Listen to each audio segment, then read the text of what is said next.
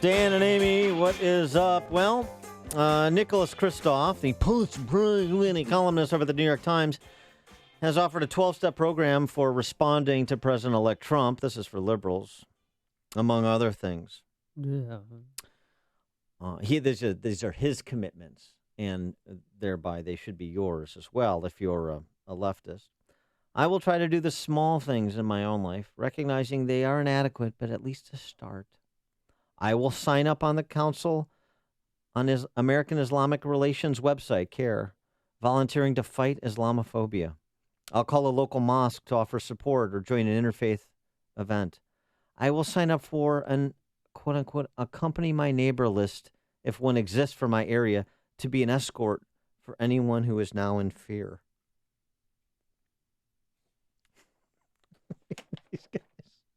He's won the Pulitzer Prize twice.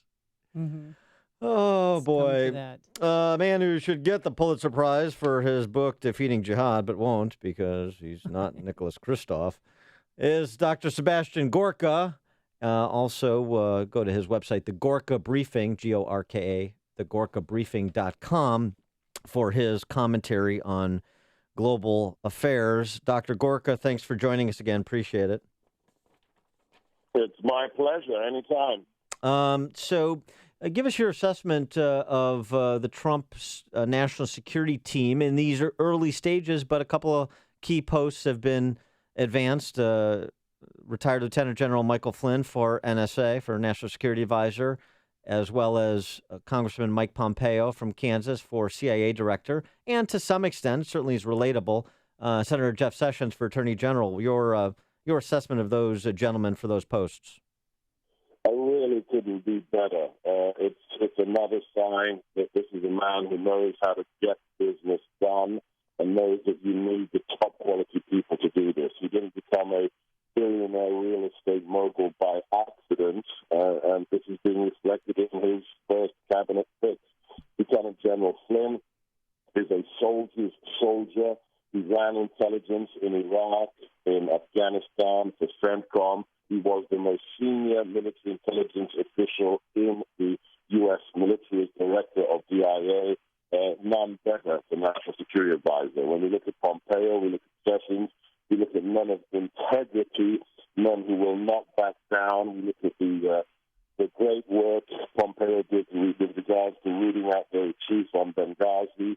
And we look at Mr. Sessions. Mr. Sessions helped Donald Trump become a realistic candidate. The whole immigration platform that Mr. Trump built his campaign on was built in part by Senator Sessions, and as a result, these choices are superlative choices. What do you think for Secretary of State? It's big news that Mitt Romney, former foe, is meeting with Donald Trump on Sunday at his golf course in New Jersey. Do you think that would be a good choice?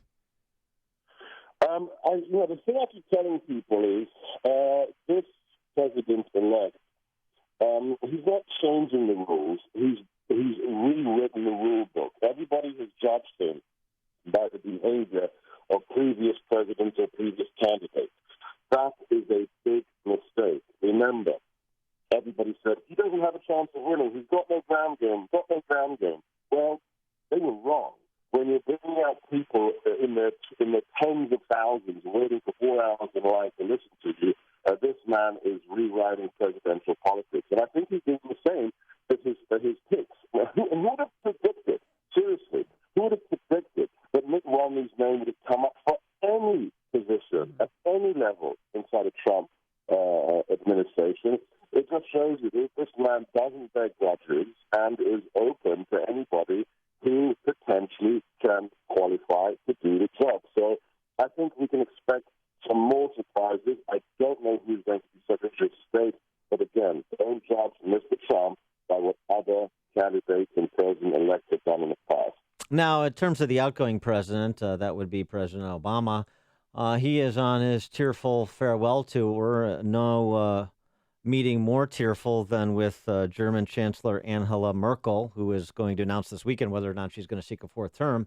But kind of passing the torch in his own mind as the guardian of liberal small L democracy from himself to Angela Merkel. What did you make of that confab?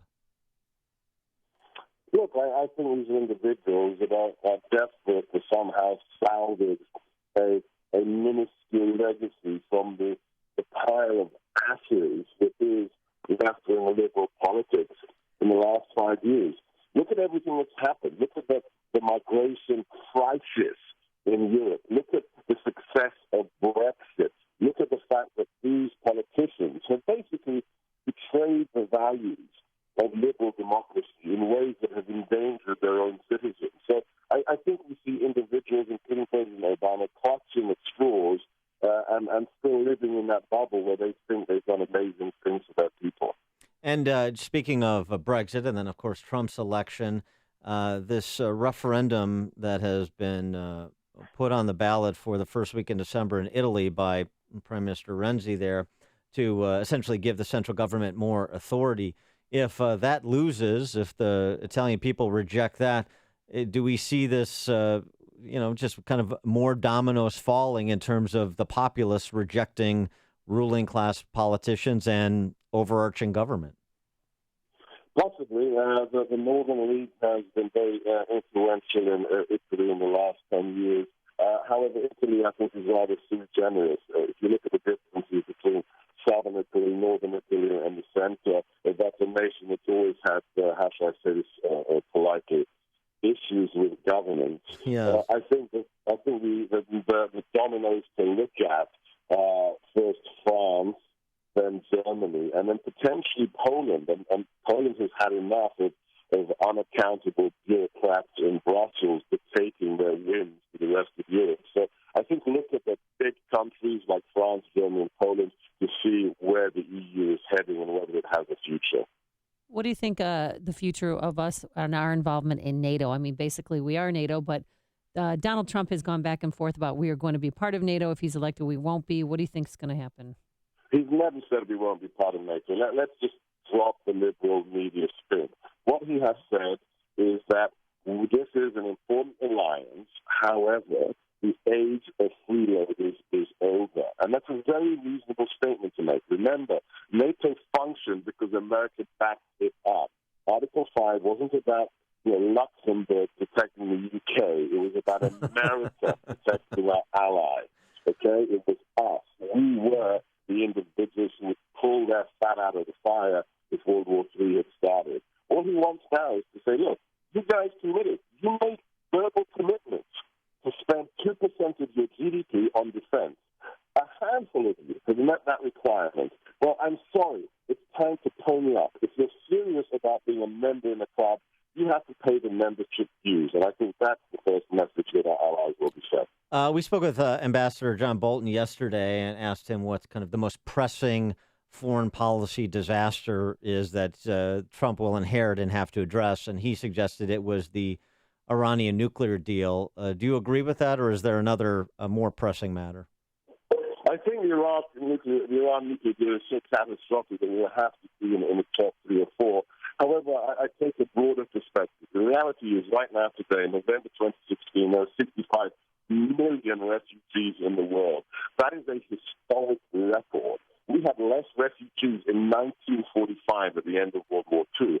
I think that the primary focus is going to be get America back in the international game. None of this vacuum is being created again and again and again by American lack of leadership. It's going to be sending a very clear message. There is a new sheriff in town. Whether you're ISIS, Al-Qaeda, a bullying Russia, or a nuclear threshold nation like Iran, we are going to deal with you, and we're going to deal with you in ways that will return the spirit of Reagan and when America was great.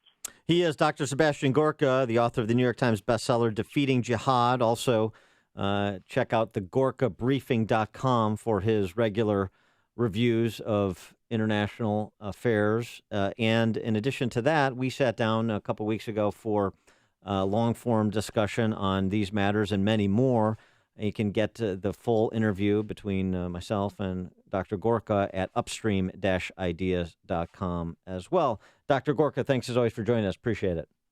My honor. Thank you. And he joined us on our turnkey.pro answer line.